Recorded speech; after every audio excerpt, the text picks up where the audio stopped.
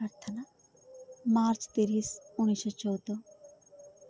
ଯେଉଁମାନେ ସମଗ୍ର ଭାବେ ତୋର ସେବକ, ଯେଉଁମାନେ ତୋ ଉପସ୍ଥିତିର ପୂର୍ଣ୍ଣ ଚେତନା ଲାଭ କରିଛନ୍ତି, ମୁଁ ଅନୁଭବ କରୁଛି ସେମାନଙ୍କ ତୁଳନାରେ ମୋତେ ଯାହା ପ୍ରାପ୍ତ କରିବାକୁ ହେବ ମୁଁ ତାହାଠାରୁ ବହୁ ଦୂରରେ।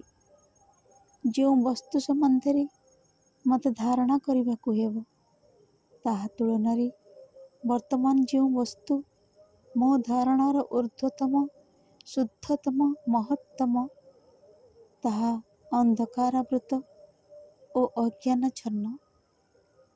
କିନ୍ତୁ ଏହି ଅନୁଭୂତି ହତାଶ କରିବା ଦୂରେ ଥାଉ, ବରଂ ମୋର ଅଭିପ୍ସା ମୋର ସାମର୍ଥ୍ୟ ଓ ସଂକଳ୍ପକୁ ସତେଜ ଓ ସବଳ କରୁଛି, ଯଦ୍ୱାରା ମୁଁ ସକଳ ବାଧାବିଘ୍ନ ଜୟ କରିପାରେ। ଅବଶେଷରେ ତୋର ଦିବ୍ୟ ବିଧାନ ସଙ୍ଗେ, ତୋର ଦିବ୍ୟ କର୍ମ ସଙ୍ଗେ ଏକତ୍ୱ ପ୍ରାପ୍ତ ହୋଇପାରେ। ଧୀରେ ଧୀରେ ଦିଗ୍ବଳୟ ପରିଷ୍କାର ହୋଇ ଉଠୁଛି, ପଥ ସ୍ପଷ୍ଟ ହୋଇଯାଉଛି। ପ୍ରତି ମୁହୂର୍ତ୍ତରେ ଆମ୍ଭେମାନେ ଚାଲିଛୁ ନିଶ୍ଚୟତାର ଅଧିକ ନିଶ୍ଚୟତା ଆଡ଼କୁ।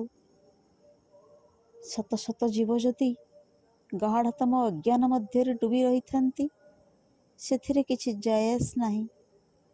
କାଲି ମୁଁ ଯାହାଙ୍କୁ ଦେଖିଲି ସେ ପୃଥିବୀ ଉପରେ ବିଦ୍ୟମାନ।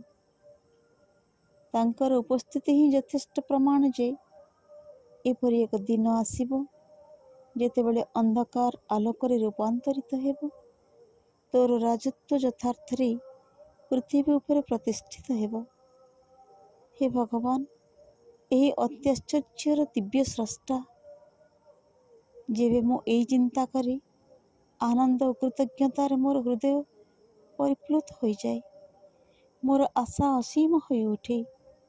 ହେ ପ୍ରଭୁ, ମୋର ଆରାଧନା ସକଳ ବାକ୍ୟର ଅତୀତ, ନିର୍ବାକ ମୋର ପୂଜା। ମା।